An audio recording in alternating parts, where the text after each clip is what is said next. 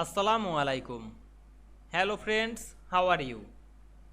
Welcome back to our another video. In this video, I am going to show you how to make the power of to symbol in Microsoft Word. Let's get started. At first we have to open a Word document. Then we want to make the power of to symbol in this document. Go to the insert menu.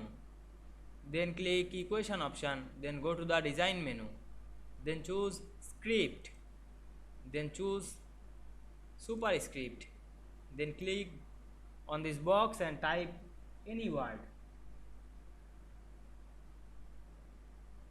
Type the A and click the box and type 2. Now we can see here we make the power of 2 symbol very easily. I hope you enjoyed the video. Please like, comment, share and subscribe my channel. Thanks for watching.